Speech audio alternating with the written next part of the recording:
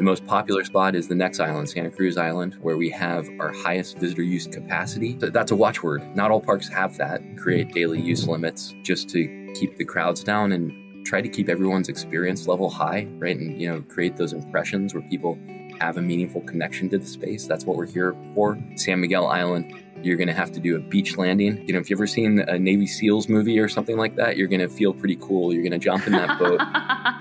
They're going to put you right over the waves, and then they're going to throw your stuff in a waterproof bag to you. You're going to catch it. No way. And you're going to wave goodbye to your boat for several days. I think it's cool to see the people who have been at the park for so long because, just the knowledge that they have is undeniable. So that's really beautiful. I've got to say, that has been personally the most rewarding part of managing this really wonderful national park. Welcome to Who Runs This Park, a podcast where we uncover the untold stories of our national parks. Who Runs This Park is presented by Expert Voice. Gear for adventure with Expert Voice, the outdoor gear source for industry experts. Outdoor brands like Big Agnes, Mammoth, La Sportiva, Chaco, and more offer discounts on Expert Voice of up to 60% off for industry experts like you. And you can join Expert Voice for free today and see what brands you qualify for. So, whatever the next adventure calls for, make sure you're prepared with expertvoice.com/parks and gear up for adventure. If you like chocolate, which may be a red flag if you don't, you have to try out Ritual Chocolate. Ritual Chocolate is my favorite chocolate brand by far, and I learned about them from spending a lot of time in Park City, Utah, where they're based nearby, and actually got to take my family to a chocolate tasting at their factory. And it totally changed the way we all think about and eat small batch chocolate. While I already loved the bars, it opened up my world to the variety and depth of flavor profiles chocolate can have. I'm excited to be sharing this with you all. Who Runs This Park listeners get 10% off their online purchases of Ritual Chocolate. Go to ritualchocolate.com, that's RITUAL chocolate.com, and use promo code WRTP for 10% off. You'll be thanking me later, I promise. And did I mention that I'm obsessed with their packaging? It's so beautiful, so even just having the bars and opening them is a treat.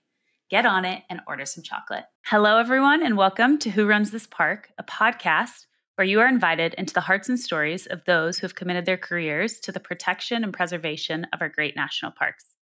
Who Runs This Park aims to be a catalyst for inspiration, exploration, and appreciation of our world's natural beauty. Today we have Ethan McKinley with us, Channel Islands National Park Superintendent. Channel Islands is referred to as the Galapagos of North America due to its unique biodiversity and isolation. The park is located 160 miles offshore from Santa Barbara in California and has 5 islands that make up the park boundaries and boasts a wide variety of activities from scuba diving to hiking to camping.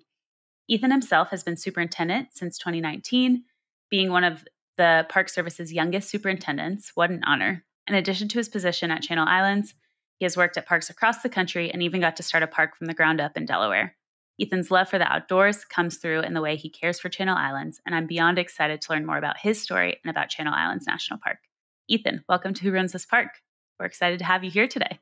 Thank you so much, Maddie. Honored to be here. Thank you for the generous introduction there. Yeah, of course. Very happy to be in service of these parks. And one correction, because it's an important one. We're about 14 to 60 miles offshore on our islands, listeners here. Okay, thank you. And so that's anywhere between about an hour to about 4 hours by boat. Oh, I see. I was getting the depth of the islands range. Okay, so you said located 14 to 16 miles offshore? 60. So I see where you got the 60.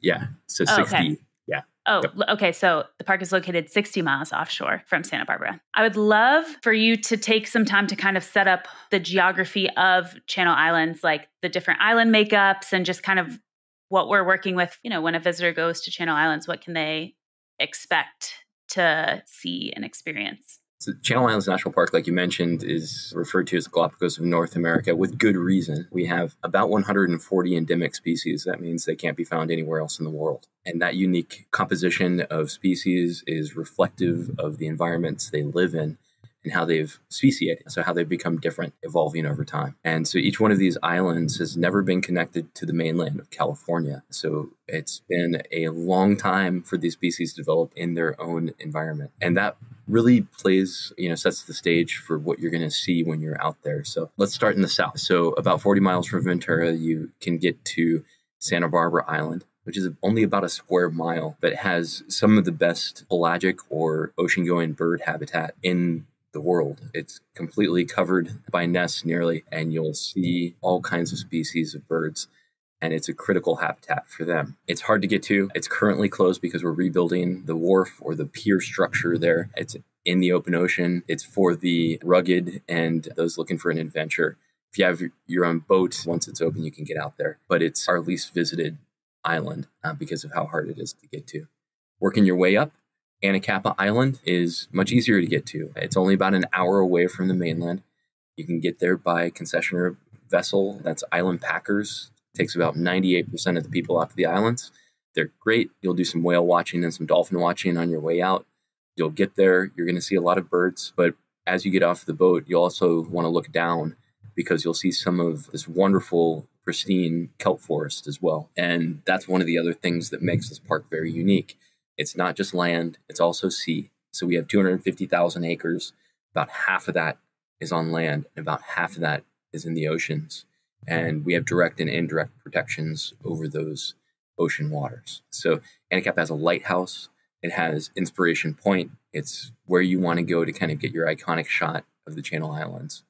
The most popular spot is the next island, Santa Cruz Island, where you'll go to Scorpion, where we have our highest visitor use capacity. So that's a watchword. Not all parks have that. You're starting to see parks like Yosemite create daily use limits just to keep the crowds down and try to keep everyone's experience level high, right? And, create those impressions where people have a meaningful connection to the space. That's what we're here for, inspiring future generations, right? So they thought that out before this park was created. So this park was created in 1980, way after Yosemite was created in the 1800s. So we have use limits. So you're never going to get a Yosemite Valley crowd, not to pick on Yosemite. But we have at Scorpion, the daily use limit's about 500. So that's the most generous we have in terms of allowing people. But it has, therefore, our most popular trails.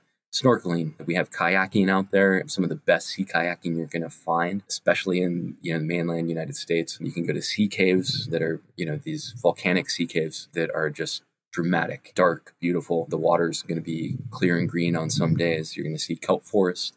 You'll see lots of sea lions, probably some dolphins will swim alongside you. You'll see sheephead, which are these really cool species that are apex predators within the kelp forest environment. Moving on out are Santa Rosa, and further on out is San Miguel. And the further out you go, the idea is that the more rugged the experience is. Santa Cruz Island's a lot like a family camping environment. It's okay to bring kids. You can drag your cooler if you really feel like doing that, and you're not kind of the backpacking type. You don't have to have your things dialed down to be the absolute minimum. Santa Rosa Island's a different story. You've got to hike about 1.5 miles to get to your campsite, so that means you pretty much have to be backpacker ready. San Miguel Island, you're going to have to do a beach landing, and that's going to be hopping in the main boat, the big comfortable boat you go out on there or out to the islands with, and you're going to have to get into a skiff.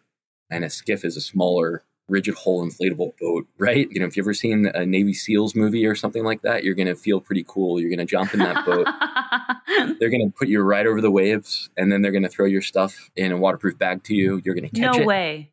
And you're going to wave goodbye to your boat for several days. And that's how you got onto San Miguel Island. And San Miguel Island's also closed right now due to some storm damage, but we're hoping to open it up in a few months. So that's the range of experiences. You can really do so many things out there. And I didn't even get into the scuba diving and snorkeling and all of that. I think the unique nature of Channel Islands in the park system was why I wanted to kind of start the interview that way, of just kind of framing, I think, some of the unique aspects of experiences you can have in Channel Islands. And so then as we continue to talk about it, people have this concept of like, just, what we're working with in a sense. A way that I typically like to start the interviews is by understanding your role as superintendent. So I'd love to hear, you've been there since 2019. What's one of the craziest situations you've dealt with as Channel Islands superintendent? I think there's so many unique situations you find yourself in at Channel Islands National Park in particular. All national parks, by definition, are unique and nationally significant. You have to meet those two criteria, right? Some are unique-er.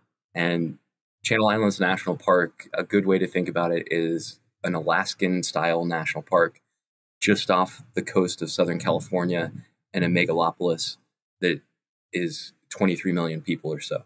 And so we have these wilderness and logistical problems that you'd find at an Alaskan national park. And I can give you a couple of great examples. So we've had things like wildland fire, where that's a big problem and a big topic of conversation, especially in the American West right now. And on mainland California, it's hard enough to fight those fires, right? But you add an island factor to it, and it gets pretty crazy. We have a 1950s landing craft marine, which was used by the Navy and is a Korean War vessel or Korean War era vessel that we have kept running all these years. Rangers are they have a lot of gumption, and they tend to use things for a long time in lieu of buying new things. So this vessel will go all of 8 knots, which is 8 nautical miles per hour, which is very, very slow for a boat out to the islands and back, but it carries heavy things and it can land on beaches. And so that's how we get all of our vehicles to and from the island, including other things like water and the like too. Some of the islands need water pumped onto them because they don't have water. So in the event of this fire that happened a few years back, we had to get there quickly. So we had to mobilize hot shots, which are elite firefighters from the Los Padres National Forest. And luckily they were available, and it was daytime, so they were awake and ready, and they loaded up in their engines and came on down. And we had to get our captains in to take the landing craft over to the ramp, load up the firefighting vehicles, and then the crews went to Island Packers and got out there as quickly as they could to set up.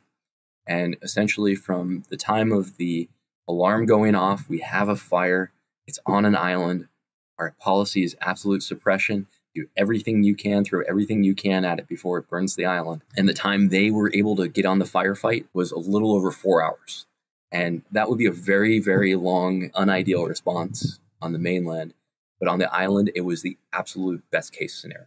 So I think there's every facet of that when it comes to people that are in trouble, fires, emergencies, whatever it might be, where the time you make the call and say, I've got an emergency, we need help, to the time help shows up is a long lag period. Luckily, that fire was well contained. We had all the air assets on it very early. So planes coming from all over the state, and we were able to get it down, lay down the fire and contain it. And now the area is nice and lush and green and everything's fine. But that was a pretty crazy event. So to clarify, for the marine, like for the vessel, are fire trucks essentially being like transported to the island essentially? Yes. Yeah, that's crazy. Let me give you some scale here, because I think that might be helpful. When I first visited the islands way back a decade and a half ago now, just for fun, just to go out and kayak and backpack, I had no idea what the scale was. It's hard to imagine. So I can give you some idea of that. So Santa Cruz Island, where this fire was, is the largest of the Channel Islands off the coast of California, of which there are 8 total. We've talked about 5 that are in the national park, but there are 8 total. The Navy has 2 of them. And one of them is Catalina Island, which is kind of a tourist attraction, right? Didn't realize Catalina Island was a part of the Channel Islands. Yeah, it's a part of the California Channel Islands, but not Channel Islands. But not right, correct. Okay. Yeah, so we've got 5 of the 8, which is great. And we've got the biggest one, which is Santa Cruz Island, which we own jointly with the Nature Conservancy. It's 96 square miles and about 22 miles long. So that's really, really quite large. It's several Manhattans, for example. Oh, I like that. That's a fun. Just place a bunch of Manhattans and then you've got the island. You need trucks. You need vehicles to move things around. And so, yeah, we had several fire engines taken out there along with the crews. What is the road system like? Like, are there roads throughout? It sounds like there's some parks where there might not even be any roads, but for that, some islands, but for that, is there like a road system throughout the whole park? On the larger islands, yeah. So San Miguel, Santa Rosa, and Santa Cruz all have road systems of some type. Santa Barbara's too small because it's that 1 mile. Anacapa even has like a little bit of sort of utility road on it. But no, there's from the ranching era, of which all of these islands were a part, those roads were developed to manage the ranches essentially. And so we're in the national park era now, and we're trying to reduce our footprint as much as possible to allow the terrain and the habitat to recover from earlier uses. I should mention, though, that the national park era and the ranching era predecessor of those was the Native American era, where we have over 13,000 years of human history on these islands, which is the oldest human remains found in North America. That's a little known fact, yeah. And so it's a tremendous amount of history, and a lot of that we're just beginning to incorporate at the right level into our storytelling. I think you did maybe a press conference or something right around the time that you started as superintendent, and it was talking about, what are your goals for Channel Islands, and one of them being highlighting that storytelling nature and so it sounds like from the indigenous perspective and then also highlighting the ranching perspective and just telling these stories of Channel Islands before it became the national park. That's really cool. You did your research. That's reaching way back. I appreciate it. Yeah. I'd love to hear a little bit about kind of what you all are working on from a storytelling perspective in terms of what is part of that. We obviously don't have time to go into all of it, but what is a major part of like the Native American story on the islands? And then I actually don't know a ton about the ranching era in the islands either. Well, let's start with the first part of it. The Native American stories on these islands are Chumash stories, and to the south, Tongva Gabrielino band stories. We have, I would say, a thriving and growing relationship with our traditionally associated peoples and our federally affiliated tribe, the San Ynez Band of Chumash Indians. It's north of Santa Barbara and San Ynez. And that relationship, I've got to say, that has been personally the most rewarding part of managing this really wonderful national park. In the last 5 years, there's been a huge paradigm shift, not just in the storytelling, but in the way that collections from museums are treated and returned and repatriated to tribes, the way that we interact in terms of not just official, required by law consultation on big planning projects, but almost every aspect of what we do involves the tribal representatives now. And that means, how do we create places that respect the history of the islands? And so that's probably been the fastest paced change. And I think it's a cultural realization writ large. We can't take credit for it. It's wonderful to see and be part of, but it's across our country. The conversation has shifted. You're seeing museums like at UCLA or Berkeley or the Smithsonian, returning collections to tribes, asking for permission instead of taking it. Things like funerary objects, right? Even remains of ancestors being returned to tribes. And, amidst all of that sea change, trying to work with our tribal partners and understand their needs and restore their story to its appropriate place, which was overlooked for decades and decades because it was hard to talk about.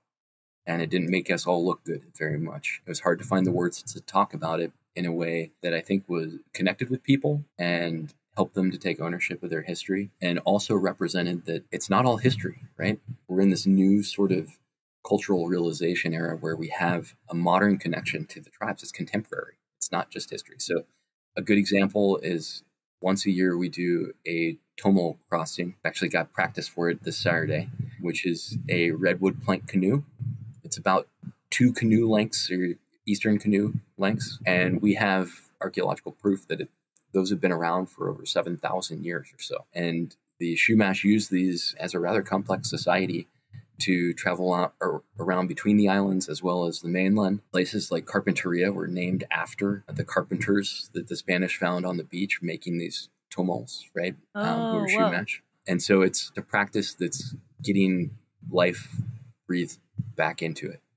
And it's really exciting to see. So once a year, those paddlers, the captains, the organizers, folks that are performing ceremonies as part of the crossing, once it reaches the island, they come out. And so it's gotten bigger and bigger each year. It's been about 20 years or so in terms of the practice. And just last year, I'm really proud to say that the partnership has gotten close enough that they invited a park staff member to paddle, which was a huge honor. And I just got lucky enough that I was the one invited. But a lot of that relationship is history and, telling the story of that history. A lot of it's today. The things I'm probably most excited about, aside from restoring that story to where it belongs, is the connection to modern day Indian youth and getting folks out and experiencing these places, reaching within the tribe and outside of the tribe to share those stories too. So it's alive. It's growing. Are you paddling from Santa Barbara, say, all the way out to the island? There are multiple shifts, I should clarify. It's almost superhuman to do it all the way. But I did a trip in college where we kayaked. I'm from Texas, and there's like the Barrier Islands or something, I forget, on the coast. And we kayaked from like across Matagorda Bay, and it was like 8 miles in a kayak, and I was beat. like so tired. So I was thinking about that experience while you're talking about paddling. And so I'm curious kind of honestly of some of the logistics of shifts and stuff. Are you just resting on the boat while other people are paddling, or do you get taken off the... Yeah, so there's several support vessels. We've kind of experimented with it over the years. At first, they wanted to keep it as close to the traditional practice as possible. So there were no life vests. Modern electronic beacons and that sort of thing that we use for safety in the water were not being used. So we've adopted modern practices, and we've kind of, I think over the last 20 years, we figured out a way working with the tribe, working with the National Marine Sanctuary that surrounds the islands. It was really the primary partner on that to make it safe. And so life vests are a part of it. There's a big support vessel from the National Marine Sanctuary. We actually have our marine patrol boats that patrol the waters of the park. They're in support if something needs to happen quickly, and they usually do transfers between the large vessel and the smaller plank canoe. Think of a kayak and then think of something that's 10 times as heavy. That's just approximate, but it's made of redwood, right? Thick redwood. It's sealed with pitch from the the tar that comes up on the beaches around the Santa Barbara and Carpinteria area. Oh, interesting. And then it's woven together with handmade rope to keep those planks nice and tight together. And then there's a whole bunch of sandbags for ballast in the bottom of it. In your hands, you've got a 14 to 16 foot redwood paddle. That's how long the paddles are? Yeah, they're insanely long. And so you have to learn this special motion where you're kind of cantilevered out. You've got your arms really far away from you, and you've got this heavy thing in your hands. And I've got to say, I really underestimated it. I saw these gentlemen, the elders, in their late 60s and 70s, paddling out there, no problem. And I thought, gosh, I'm much younger than that. Yeah, you're like, okay. I've got it. I got this. And that was foolhardy.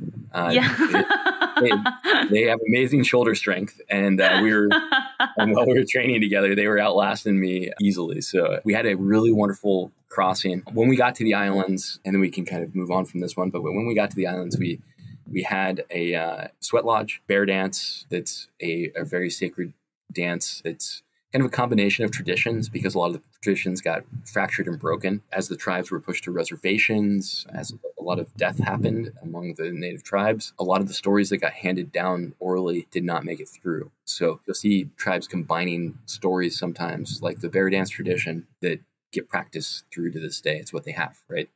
And the bear dance is essentially a healing dance for the land. So they invited park staff and marine sanctuary staff into that, and it was a wonderful experience.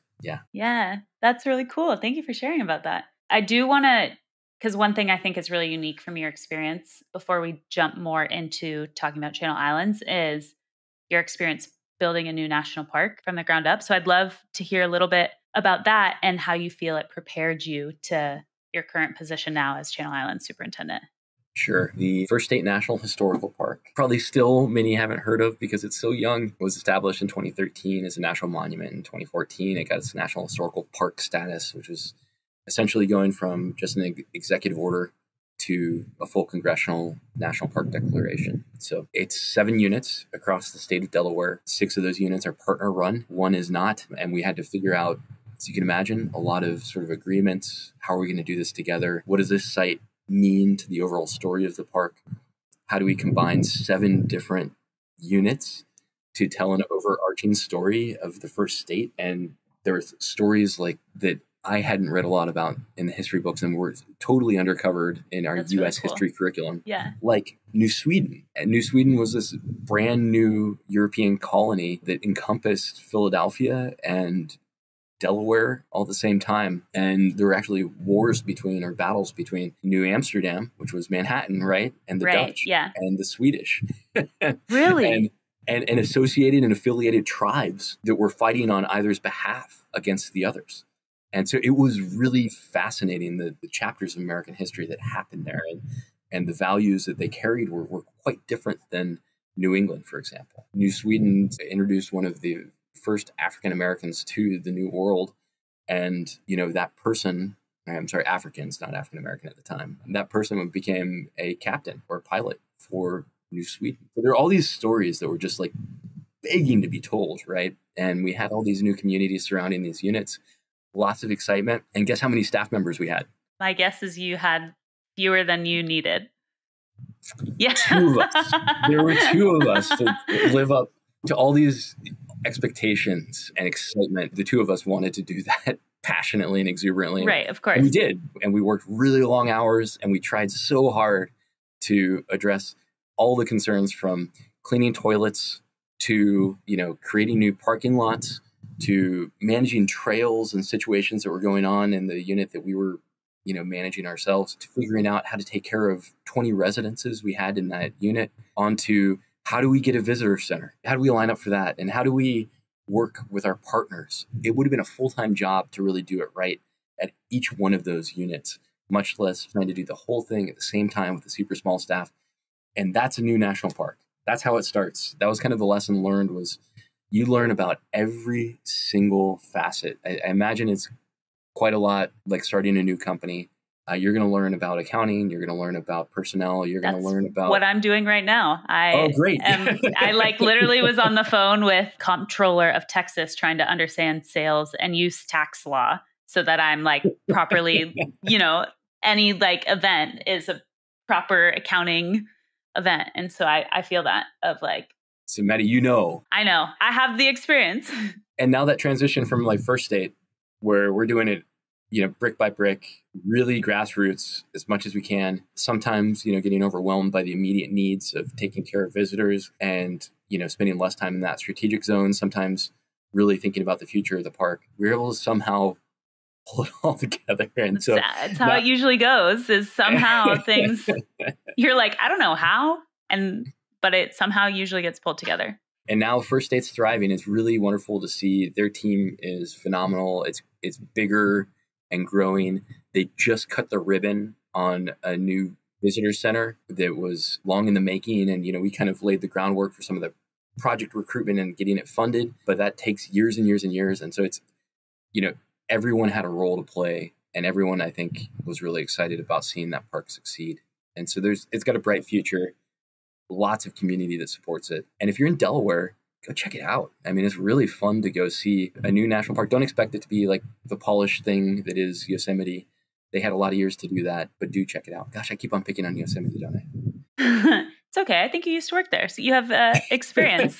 It's high in the brain, And it's okay. And as it relates to Channel Islands, I mean, Channel Islands is a much larger park. We have over 70 employees on the books at peak season. It's considered a medium-sized national park, but highly complex based upon all the logistics and stuff we were talking about, right? Not to mention the really unique ecosystem. So I have a lot more to manage here, but it's different. I've got a team of managers that work with me. We meet all the time, and they're fantastic. You find this dedication level among park staff, which I'm sensing that's probably why you're doing this podcast. We get really excited about what we do. I can say that's alive and well here at Channel Islands National Park. We have a lot of people spend 30 or 40 years working at this park in particular, just because it's so special. Yeah, I think I've seen that across all the parks, really, is just people, dare I say, they're lifers at a park. And I think especially my generation being so working here for 2 years, working there for a year, working here for 3 years, just so, and I fall into that. I'm okay,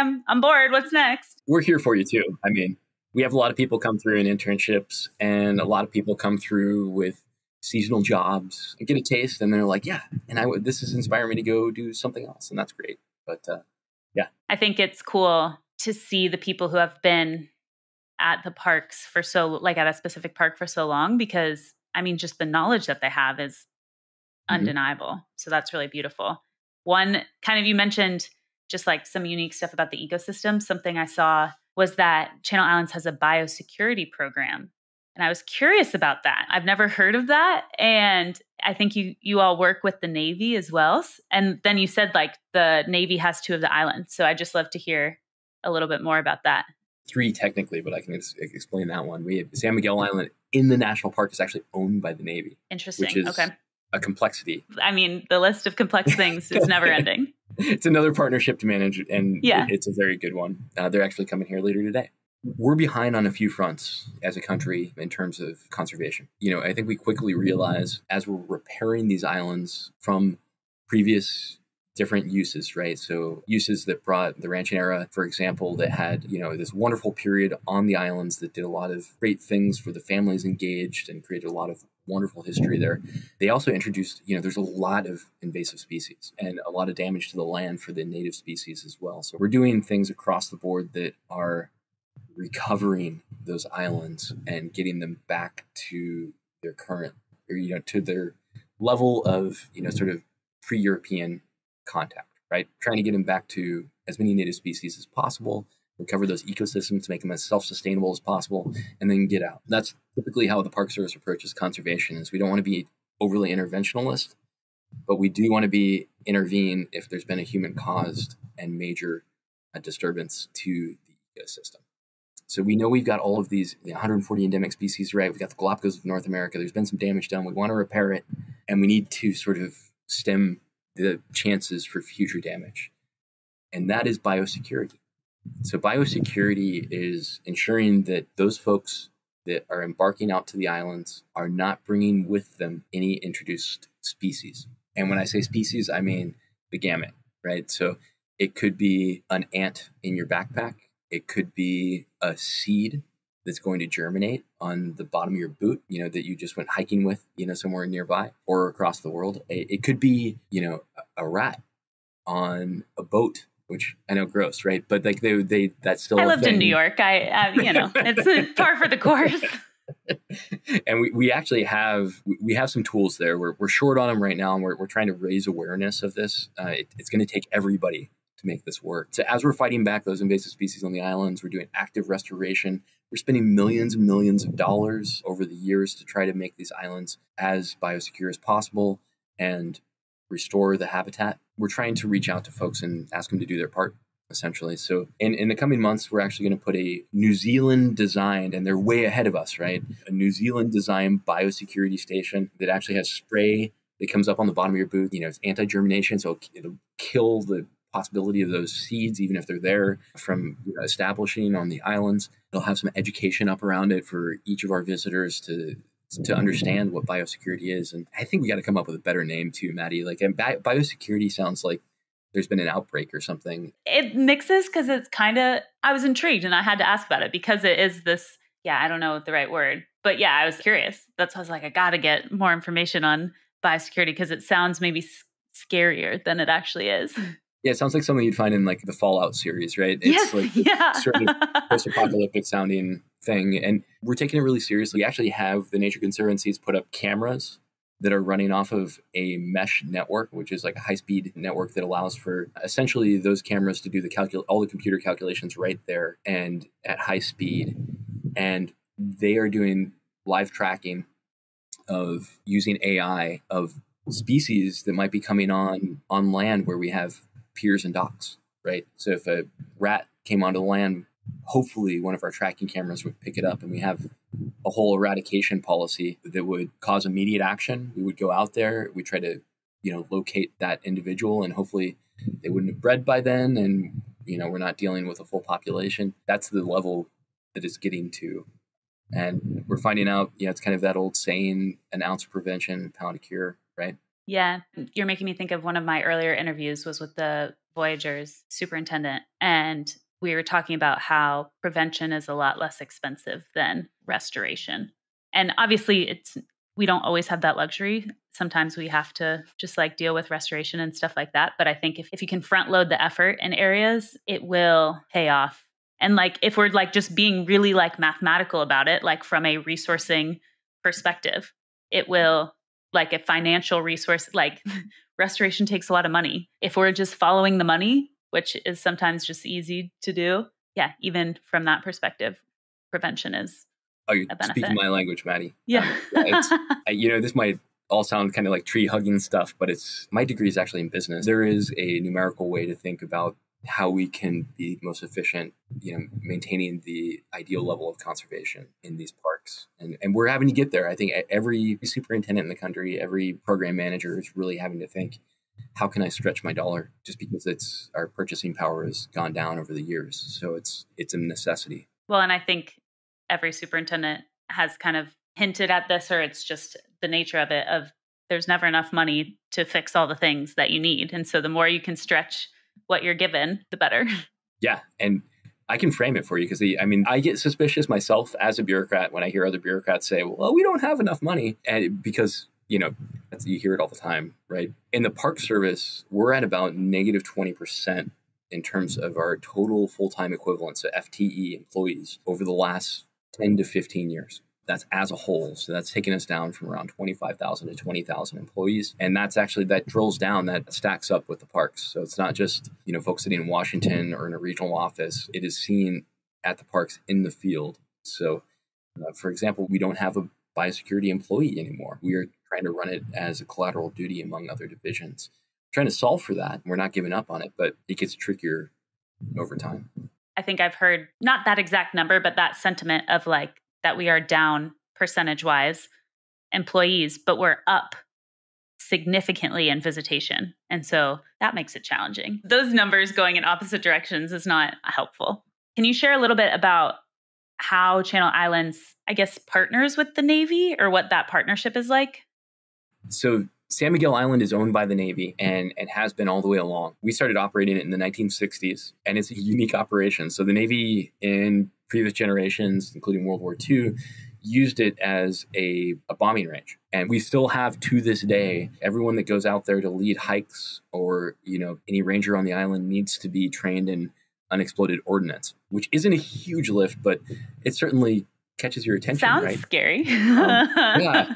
Don't touch the shiny things, essentially. And yeah. So there's been no incident over the years, and all of the trails that we travel on have been thoroughly analyzed for any explosives. So that's a unique aspect. Very unique. Managing lands with the Navy has been a really fascinating process. We benefit from each other's science.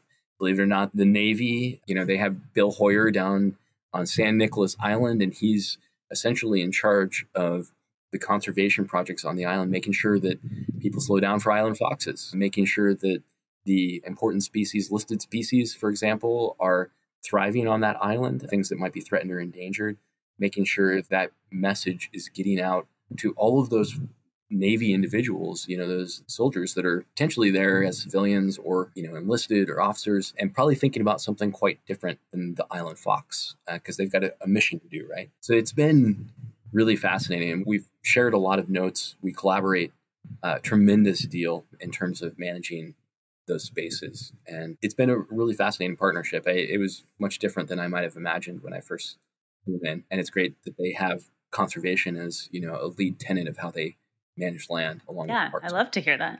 You actually had a great segue because you mentioned the island foxes. And I'd love to hear a little bit about your work with them. I know they're an endangered species. The great news is that today they're actually delisted. Wow. So they represent, which is like the goal, right? And the whole point of the Endangered Species Act is to create actions that get them off of the endangered species list, which is a little counterintuitive, but they were essentially impacted over the years by kind of a domino effect that started with DDT, which is really nasty stuff. But we didn't know that back in the 40s, 50s, 60s. DDT was essentially an insecticide, so it would blanket places with this stuff. It would prevent malaria and the like. So you'd see kind of clouds of this stuff being distributed around. Ends up, it's pretty carcinogenic and it's pretty nasty. So the waste that was produced from the Los Angeles area, where this was produced at the highest levels in the world, was just dumped in the ocean, essentially a good deal of it. And so this is, if you want to go back and take a look at things that inspired the Environmental Protection Act and, or the EPA, rather the agency, go take a look at it. I mean, NEPA, EPA, right, this is all done in this era where, we had this sort of revolution against unregulated industry discharge. So go back to that, right? So bad stuff being dumped in the ocean. Think of Acme and 55-gallon drums being put a hole in the side, push them overboard. That's a lot of what happened. I mean, it was really, I know.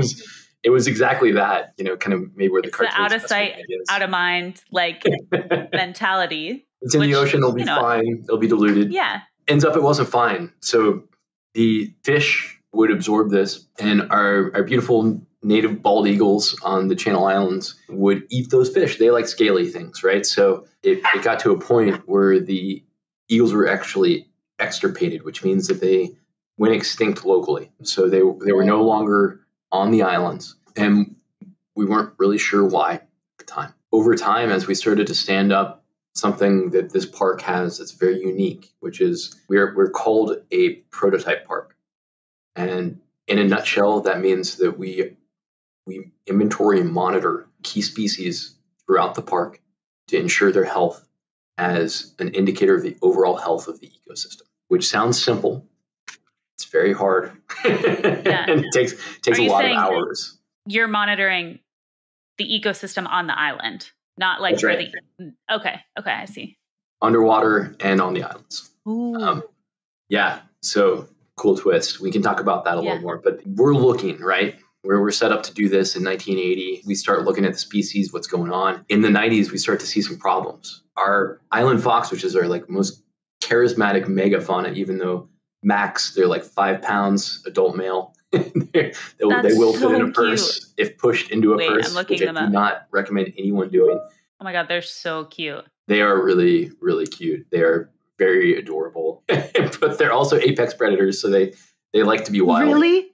Yeah, yeah. They're not afraid of you either. So 90s, the populations start to crash, and absolutely, floor's gone out, rapid decline, and we don't know what's happening. And so there were more influences on this, but I'm giving you the short story. So we find out that we are at nearly unsustainable populations, which means that they almost don't have enough genetic diversity among the individuals on the individual islands, which are different species on each island, right? There's subspecies to maintain an adequately genetically diverse population. So on some islands, we're down to about a dozen foxes.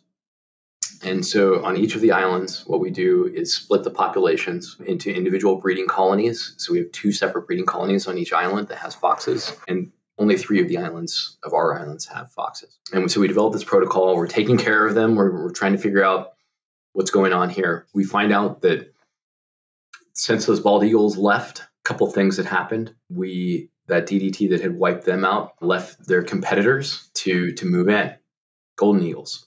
And so these mainly terrestrial hunters moved in from the mainland out to the islands, right? And created an imbalance. And we learned that at first they were hunting pigs. The golden eagles were hunting pigs. Yeah, little babies. Wow. Little piglets. And nature is brutal. Yeah, I know it is. And then the pigs were non-native, and so they were removed in the interim as well. Okay. And there's increased pressure on the fox population.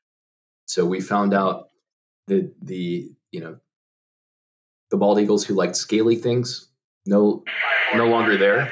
The golden eagles who like furry things are there and having a ball. We had to live capture all of the golden eagles, and the pictures are wild. I wasn't here at the time, but imagine helicopters, essentially pillowcases, like going over these things. Can't kill eagles. Like that's not something crazy. People want to see park rangers doing, right? Understandably. No. And so were they being relocated? Yeah, way far away, as far as we could get, like way in the northern, northeastern corner of California. And luckily they didn't come back. But they didn't come back. Nice. Probably, there's probably, I don't know how hard they tried. We reintroduced bald eagles, and that was a huge effort. And so we brought some down from Alaska, some up from Catalina Island. Man, if I moved down from Alaska, I'd be like, weather's nice down here. This is great. Why didn't we come here earlier? Yeah, like, dang. The fish has DDT, but no, I'm kidding. We really did have to keep a close eye. We found out what eventually made those bald eagles get extirpated from the islands was the DDT was creating decalcification in their eggs. So instead of those hard shells that you imagine with like a big, eagle eggs are huge, right? So you imagine this big egg that's really hard. The parents can sit on it and incubate it. Everything's fine, right? With a decalcified egg, that structure is soft. So the parents try to do that. It crushes the young, and the species goes extinct, right? They can't reproduce. So we monitor. We want to make sure that this problem doesn't persist. right, in the population, and that DDT in the meantime has hopefully sort of diluted to the point of being innocuous. And it worked. We were able to, there are a lot of twists and turns in that story, but long story short, we reintroduced those populations of island foxes. We monitor them closely to this day. There are now thousands of island foxes out on the islands. Going from like a dozen to thousands is insane. Yeah. That's awesome. It's a wonderful story.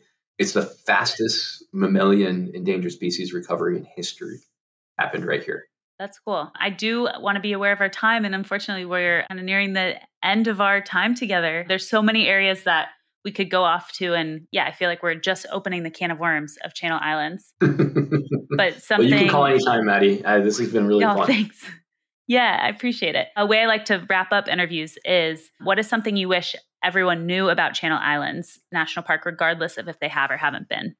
I guess it would be the significance of having a park like this with its internationally significant cultural resources and human history, the stories it has to tell, its wilderness and ecosystems that are some of the most fascinating in the world, and having it all with all recreation, possibilities therein, just off the coast of Los Angeles. It's right here. I feel so fortunate that we're able to provide access to this quality of a national park this close to so many people, and that it's never going to be overcrowded, right? It's always going to have those visitor use limitations. So I wish they knew more about that. I wish that we had more people that were aware of just what they have here. Yeah. Well, hopefully it starts here. Hope that's, the goal is bringing more awareness to the different parks within our system. So thank you for inviting us into some of the stories. And yeah, I say this every time, but the bucket list keeps growing. And now I'm like, shoot, I gotta get out to Channel Islands. Well, let me know when you come out here, Maddie. We'll get you out there. I will. Yes, I appreciate it. Thank you, Ethan. All right. Take care, Maddie. Thank you. Thanks so much for listening today. Who Runs This Park is presented by Expert Voice. Our music was composed by Danielle Bees. Don't forget to subscribe down below and tell your friends about it. This ensures that we can continue telling the stories of our national parks. Check out everything Who Runs This Park does at Linktree/Who Runs This Park. That's linktr.ee/Who Runs This Park. I'm Maddie Pellman, and you've been listening to Who Runs This Park.